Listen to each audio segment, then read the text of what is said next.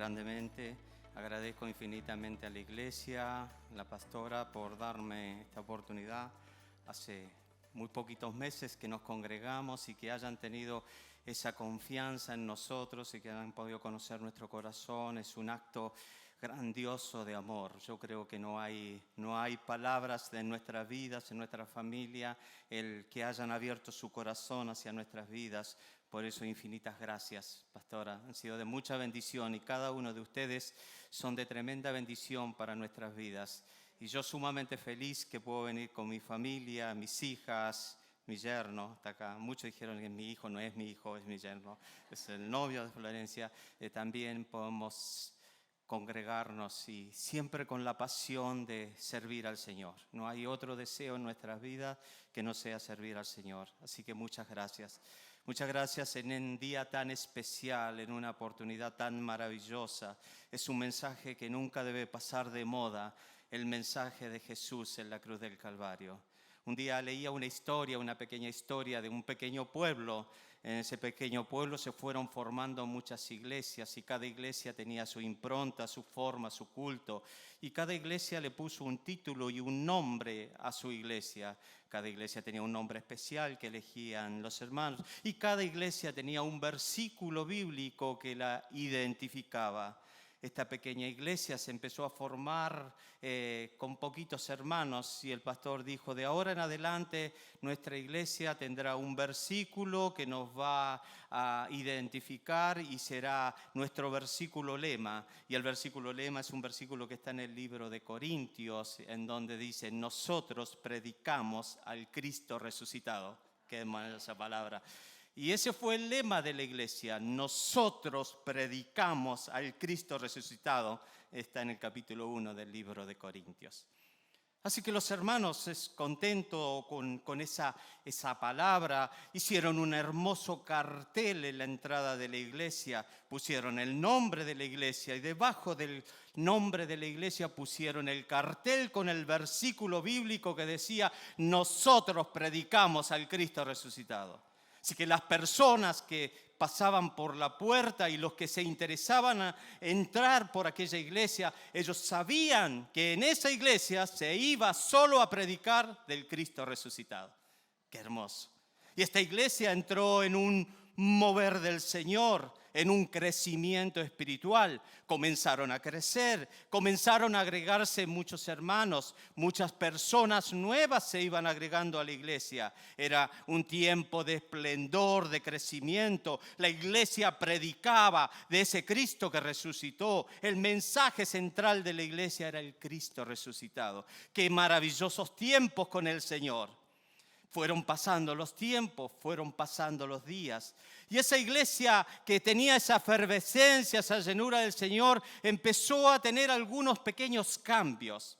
El primer cambio que existió en la iglesia es que empezó a crecer una especie de enredadera, unos árboles que les salían algunas flores, unas hojas, y empezó a tapar ciertas cosas de la iglesia. Y taparon la última parte del versículo. Entonces quedó el título de la iglesia es: nosotros predicamos a Cristo. Qué interesante. Y ya la iglesia empezó a modificar su mensaje. Empezó a hablar de un Cristo con buenas enseñanzas, un Cristo excelente en su aspecto moral. Empezaron a predicar y a sacarle el poder fundamental que tenemos la iglesia de Cristo, que Cristo resucitó. Eso es lo esencial en la iglesia de Cristo. Y ya no pasó a ser el mensaje central el Cristo resucitado. Y fue pasando el tiempo. Siguieron creciendo las hojas de ese árbol y siguió tapando el versículo que ellos tenían como lema. Y ya no les tapó la palabra el Cristo resucitado, sino que ahora se llamaba: nosotros somos la iglesia. Las hojas taparon la palabra Cristo resucitado. Ya la comunidad pasó a ser solamente una iglesia. Solamente un tiempo de juntarse. Comenzaron a vivir momentos hermosos de alegría entre el pueblo, pero ya no se predicaba el mensaje central: nosotros predicamos el Cristo resucitado. Y siguieron creciendo las hojas y quedó solo la palabra nosotros. Dios quiera que en estos tiempos nuestras vidas y nuestras iglesias no seamos nosotros. Nosotros no somos el centro de la esencia. El centro que nosotros tenemos es el Cristo resucitado. No somos nada si no hubiera hecho la obra maravillosa el Señor en la cruz del Calvario. Lo más fundamental en la iglesia de Cristo es la obra de Cristo en la cruz del Calvario. Y Él resucitó. Nosotros somos sus ovejas y parte de su obra. Amén. Ese no es el mensaje, por supuesto. Quería contar esta historia. Quiero que abran sus Biblias hablando del Cristo resucitado en el libro de Mateo.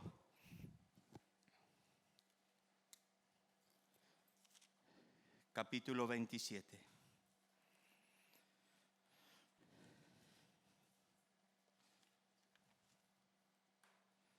Versículo 45 y 46.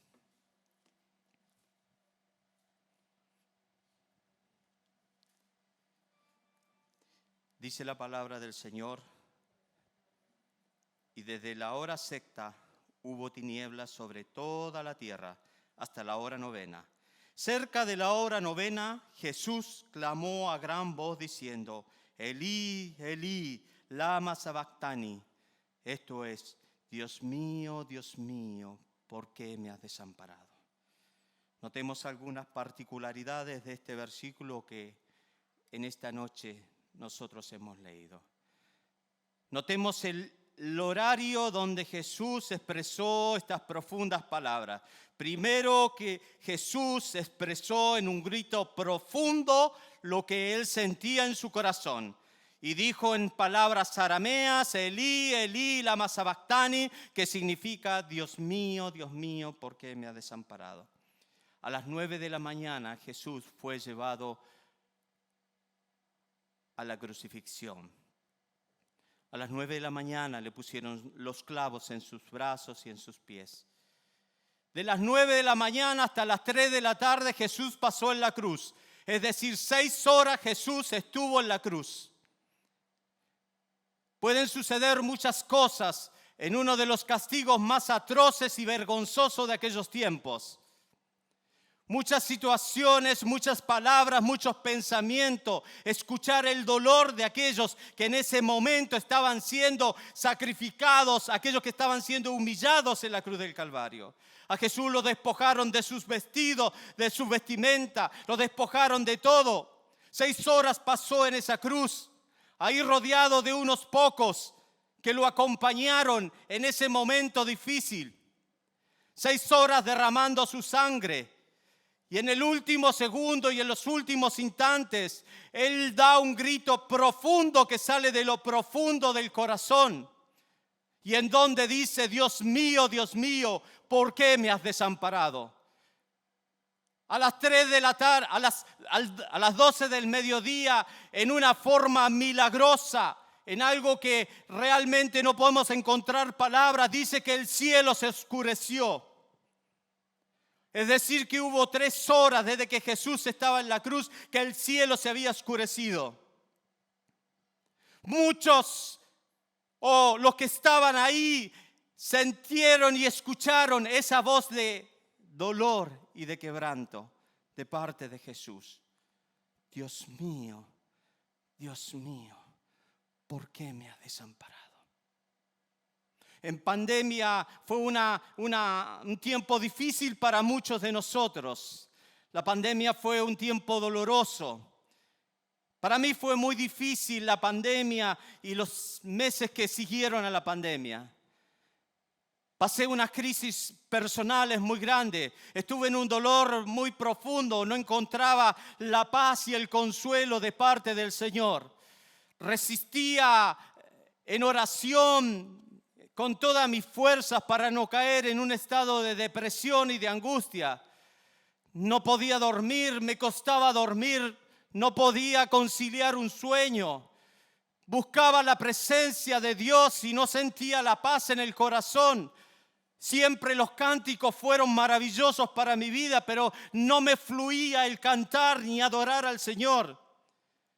Fueron tiempos de gran angustia y gran dolor hacia mi vida por distintas batallas que nos tocó pasar familiarmente, personalmente. Fueron tiempos muy difíciles, muy difíciles. Nunca pensé en abandonar o dejar el camino, pero ya no tenía deseos de levantarme, de congregarme. Momentos difíciles. Y siempre rogaba a Dios que me diera fuerzas y que me hablara el corazón.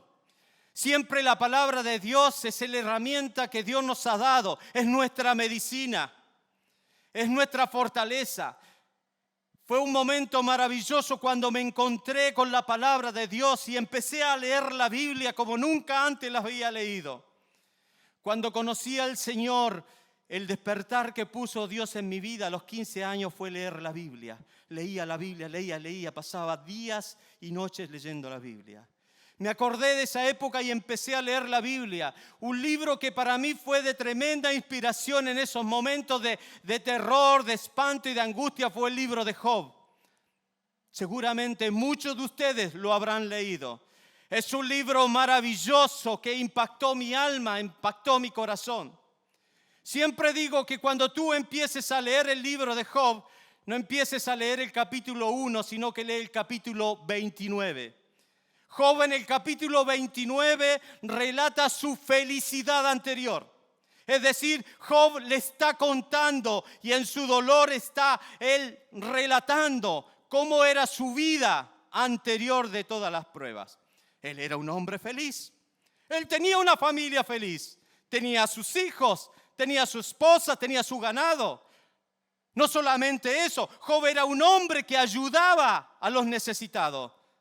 Dice, yo fui ojos al ciego. Yo ayudaba a las viudas.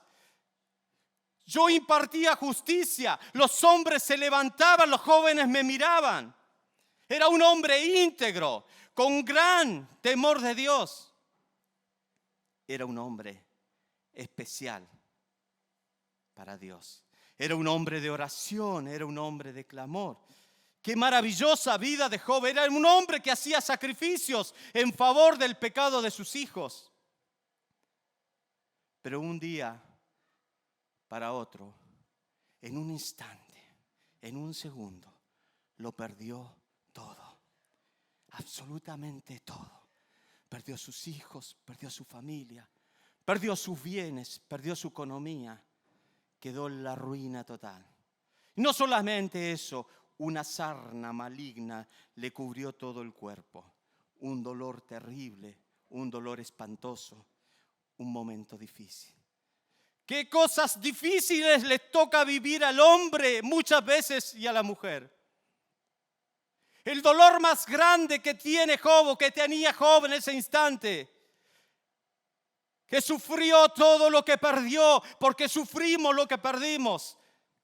Sufrimos situaciones en la vida, vamos sufriendo situaciones, oportunidades perdidas, trabajos perdidos, familias, amistades, salud. Muchas cosas nos tocan ir perdiendo en la vida, que nos generan dolor, tristeza y espanto. Era el dolor que sentía Job. Pero había un dolor mucho más profundo, que lo tenía en lo profundo de su alma, lo tenía en lo profundo de su corazón, algo que no le daba paz, que no lo dejaba descansar. El dolor de Job era saber por qué se siente muchas veces el hombre abandonado por Dios. ¿Por qué parece que muchas veces oro y hablo y Dios no me escucha? En el capítulo 23 Job dice, ¿cómo me gustaría? ¿Cómo desearía subir donde está la silla de Dios? Sentarme al lado de Dios y preguntarle a Dios. Exponer mi causa delante de Dios. Decirle a Dios qué es lo que he hecho y qué ha sido mi vida. Es la cosa más terrible el no escuchar muchas veces la voz de Dios. Parece que Dios está ausente, que no nos escucha. Parece que hay un vacío tan grande en mi vida. ¿Dónde está Dios? ¿Dónde ha quedado Dios? Gedeón fue un hombre poderoso en las manos del Señor. Fue un verdadero guerrero, un juez elegido por Dios. Pero cuando Gedeón estaba cuidando lo poco que tenían, estaba cuidando y guardando el trigo en las cuevas, porque vivían en cuevas escondidos, con terror, con miedo, con espanto de sus enemigos. Ahí estaba Gedeón guardando sus cosas para que no vinieran los madianitas y le robaran todo lo que habían producido. Dios le envía un ángel a Gedeón y decirle que a Gedeón que Dios lo había elegido. Gedeón, con toda la tristeza, la angustia y la bronca del corazón, le dijo al ángel: ¿y dónde ha estado Dios en estos tiempos? ¿Dónde están las maravillas de Dios que nos contaron nuestros padres? ¿Dónde están los milagros de Dios? Si tú nunca te lo has preguntado, es porque nunca has tenido una batalla. Yo me lo he preguntado muchas veces. ¿Dónde está Dios? ¿Dónde está ese Dios que sacó al pueblo de Egipto? ¿Dónde está ese Dios que hizo caminar a aquellos hombres cuando abrió el mar? ¿Dónde está Dios? Es en esas historias que nos contaron. En la absoluta angustia, Gedeón sintió muchas veces el abandono de Dios sobre todas las cosas y sobre toda lo que es la vida. Un día Habacuc estaba hablando con Dios. Un día Habacuc veía la injusticia, la maldad que sucedía a todo su alrededor. Veía la muerte. Dios, clamo, pido, ruego y tú no respondes. Qué difícil para un ministro de Dios el sentir que Dios no nos escucha. El parecer que Dios ha estado ausente en nuestras situaciones. ¿Qué podemos decir de Elías? Otro profeta grande de Dios. Él vio descender fuego del cielo. Un sacrificio preparado, se encendió fuego del cielo. Destruyó 400 profetas de Baal. Un momento de esplendor grande en la vida de Elías. No llegó a disfrutar ese esplendor, sino que corrió porque tuvo miedo, porque un terror grande y una amenaza profunda de Jezabel vino sobre él. Lo único que hizo Elías es dejar sus cosas y correr, buscar el monte de Dios y esconderse, porque también se sintió solo. Cuando Dios lo llamó, le dijo: ¿dónde estás? Aquí estoy, Dios. Estoy solo, no hay nadie, solo en la vida, solo en las situaciones. La peor epidemia que estamos viviendo en este siglo es la soledad. Peor que cualquiera de las epidemias que nos tocan vivir. No hay nada peor que la soledad. Podemos tener cientos de personas a nuestro alrededor, pero estamos solos con nuestras batallas, con nuestras cargas, donde nadie nos escucha, donde nos comprende y donde pareciera que Dios está ausente. Qué terrible el sentimiento profundo del Hijo de Dios. Este es un pasaje conflictivo, teológicamente conflictivo. No quiero confundirlos ni nada por el estilo. No quiero entrar tampoco en decir pasajes y lo que uno piensa. ¿Por qué es un pasaje conflictivo? Porque muchos se preguntan cómo el Hijo de Dios se sintió solo. Cómo el Hijo de Dios, Jesucristo, se sintió solo. Jesús, cuando estuvo en el Getsemaní, cuando oró a Dios, dijo: Abba, Padre. La palabra Abba significa papito mío. Se tuvo una relación tan profunda, pudo expresar de lo profundo de su corazón el sentimiento que tenía hacia Dios. Y ahora le estaba diciendo en algo muy impersonal: Elí, Elí, Dios mío, ¿por qué me has desamparado? Dice nuestra versión. Otra versión dice: me has abandonado. Puede ser que Jesús, el mismo Hijo de Dios, en un momento crítico de su vida, también se sienta solo, desamparado y abandonado de Dios. William Barclay, un gran estudioso de la palabra y ha escrito muchos comentarios, da 3 posibilidades ante las palabras de Jesús. Una dice: realmente lo que está diciendo Jesús es la condición de hombre, la condición humana, es nuestra propia condición ante distintas circunstancias que nos tocan la vida. Nos sentimos solos. Muchas veces nos hemos apartado del Señor y no tenemos la paz, el sosiego en nuestra alma. Y Jesús está expresando lo que expresamos muchos de nosotros.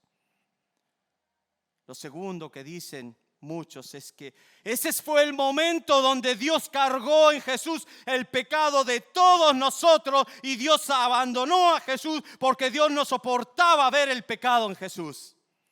Y Jesús se sintió solo. De por sí, Cristo llevó nuestros pecados en la cruz del Calvario. Todo lo que ha sido de nuestras vidas lo ha llevado Jesús en la cruz del Calvario. Y hay una tercera opción que me gusta mucho.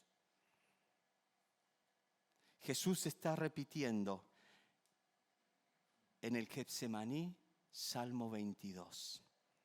Si ustedes tienen en sus Biblias, es un salmo maravilloso. Yo se los aconsejo. Léanlo si quieren hasta de rodillas en sus casas. Es un salmo maravilloso que empieza en el dolor, en la angustia del siervo sufriente, pero termina en la esperanza. Termina en un tiempo de esplendor que va a venir sobre el mundo entero, cuando todo hombre, toda nación venga a los pies de Cristo a adorarle, a bendecirle. ¿Qué dice el Salmo 22?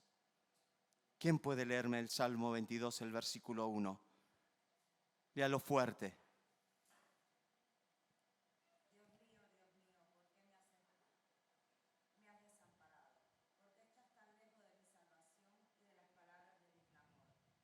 Amén. Dios mío, ¿por qué me has desamparado? Es un salmo conocido no solamente por Jesús, sino por todo el pueblo judío. Es un salmo expresado de la angustia, del dolor. Todo el Salmo 22 nos está hablando del dolor y del calvario de Jesús. Nos habla de cuando estaban y movían sus cabezas, cuando los que lo negaban, cuando fue clavado en sus manos, en sus pies. Eso es Salmo 22, léanlo tranquilo en sus casas. Nos habla de aquellos soldados que intercambiaban la vestimenta de Jesús. Puede ser las mismas y las tres situaciones distintas. Puede sentirse el Jesús hombre desamparado. Puede ser en ese momento que lleve todos nuestros pecados. Pero también puede ser un cántico de victoria. En esas 6 horas de Jesús en la cruz del Calvario, Él comenzó a cantar y a adorar porque su esperanza estaba en el Dios Todopoderoso. Es un salmo maravilloso para que lo experimentemos. Isaías capítulo 53, en una palabra profética hablando del siervo sufriente, hablando de Jesucristo. En esa palabra profética de Isaías, cuando habla de Jesús y dice en el Salmo, en Isaías 53, no sé si no lo tenemos acá, leo solamente un versículo para ya no quitar más tiempo.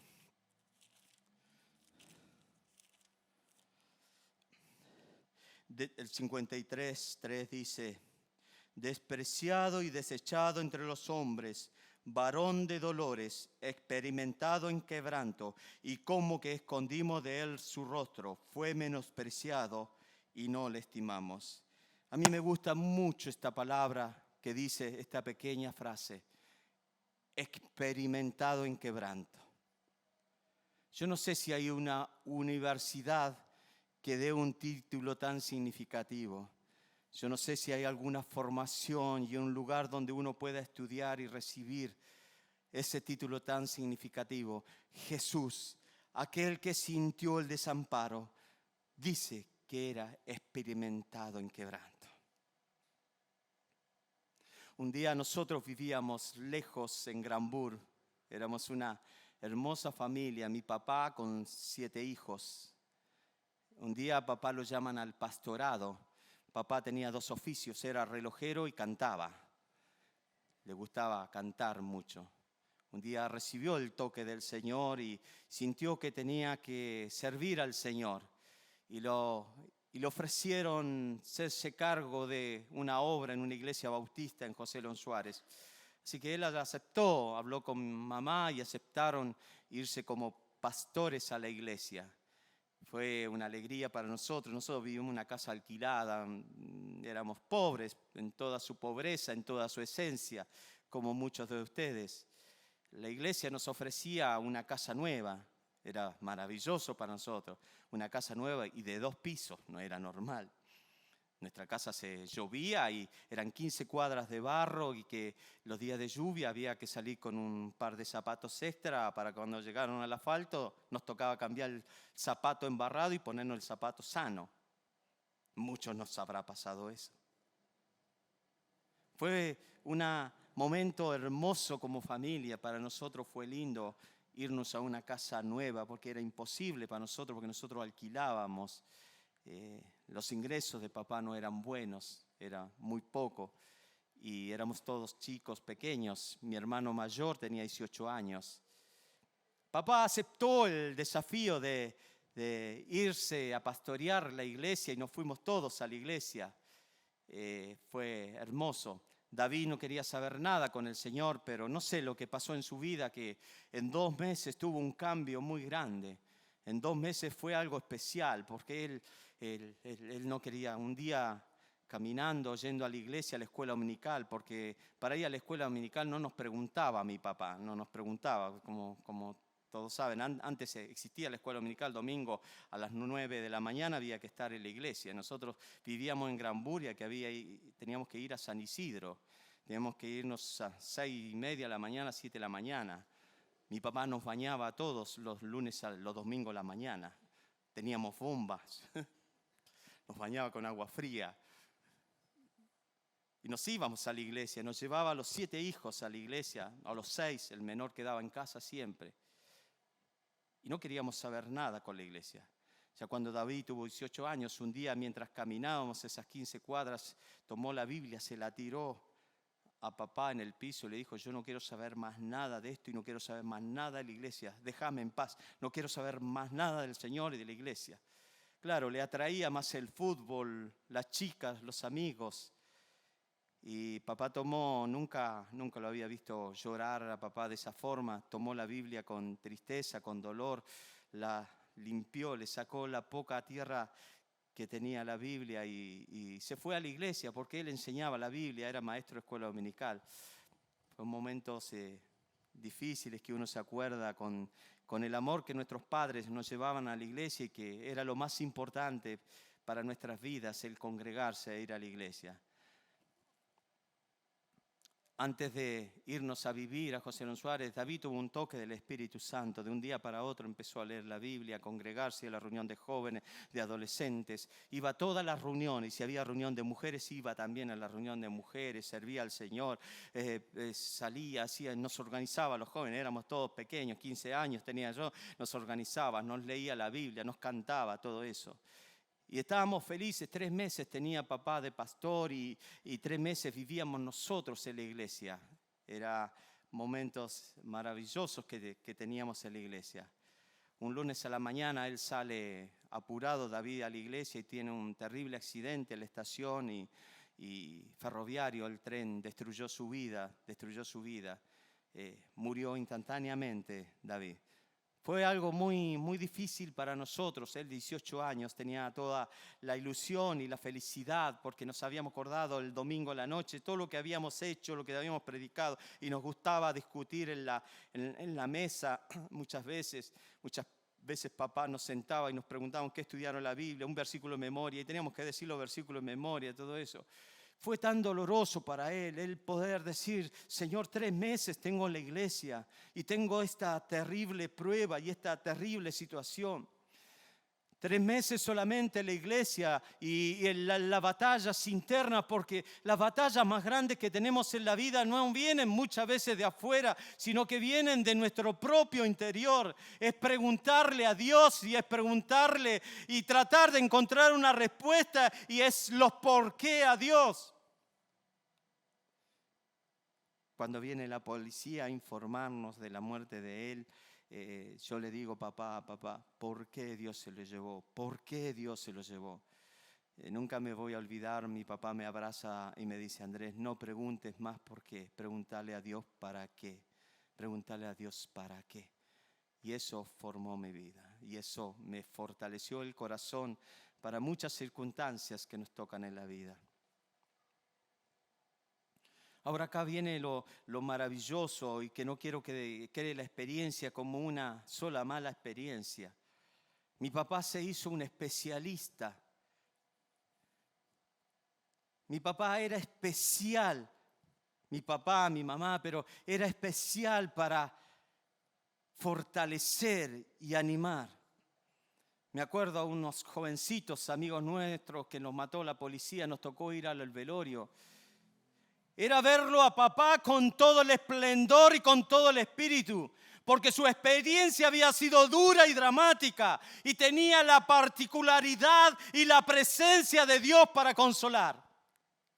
Lo hizo especialista en los consuelos. Papá en los velorios cantaba, oraba, levantaba la voz. Era una persona consoladora en todo sentido. Dios lo hizo, Dios lo formó como un experimentado en quebranto. Eso es lo que ha sido Cristo para nuestras vidas. Si tú estás por primera vez, si tú eres un hermano en Cristo, si tú pasas años dentro de la iglesia, quiero decirte con lo profundo del corazón que muchas veces te entiendo, te comprendo, entiendo tu batalla. Yo humanamente lo entiendo, pero mucho más el Señor, el que llevó en la cruz del Calvario todo nuestro peso, nuestra carga. Y Él tiene la experiencia de sanar tu corazón quebrado, tu corazón destruido. Aún así, te hayas bautizado, aún así soy ministro de la iglesia, porque me ha encontrado cientos de ministros a lo largo de la vida perdidos en el mundo y en el pecado, porque no han sabido acudir al especialista en el quebranto.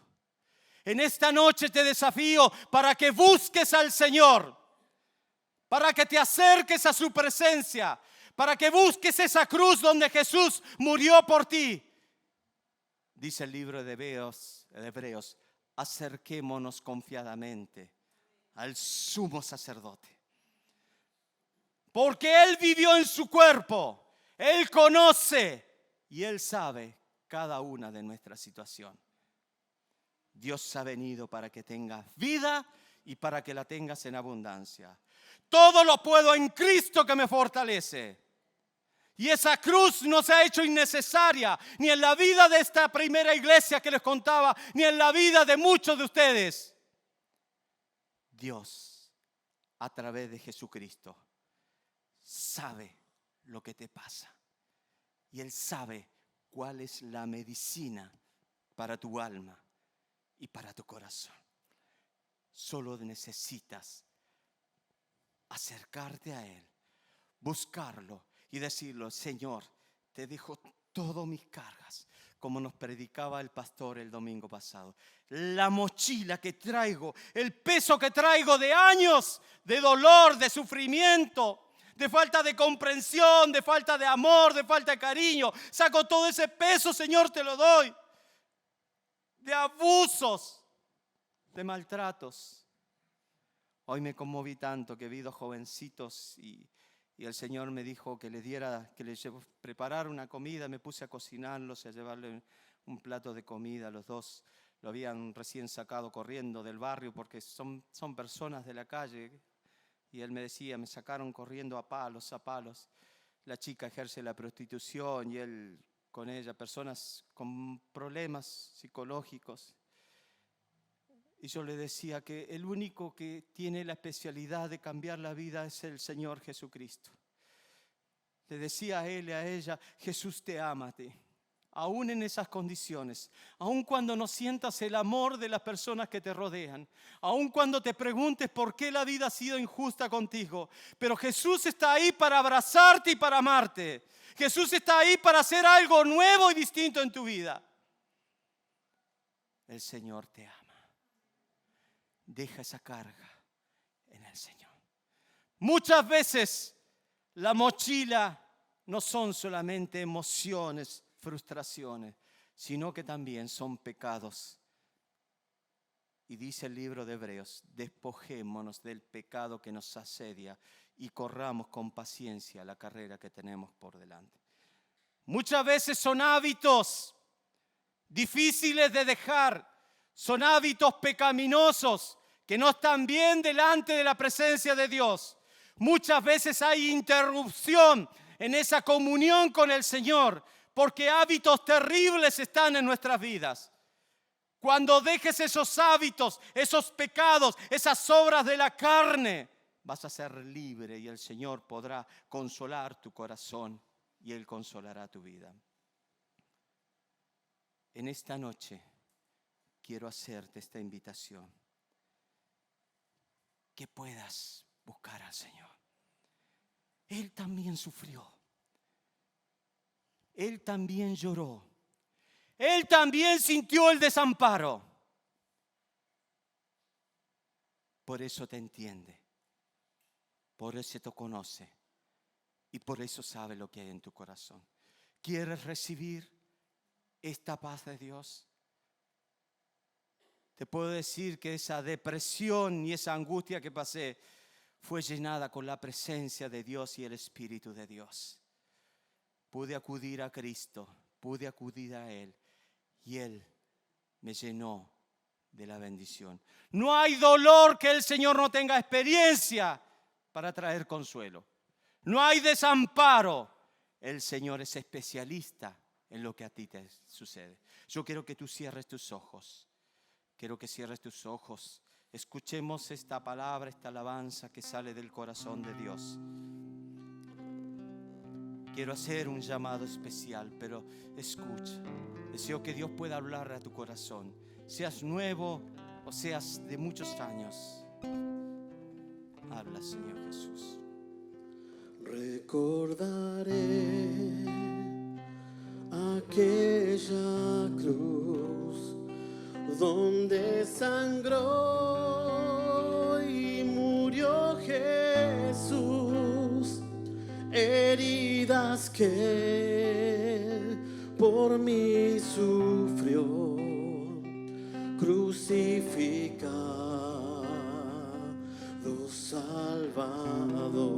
Adora a Dios por lo que Su hizo. cuerpo envuelto en dolor, en el sepulcro reposó, en soledad Él se quedó. Jesús Mesías, el Señor. Alabaré al Señor mi Dios, tu nombre yo proclamaré, eternamente te cantaré, Señor, Señor mi Dios.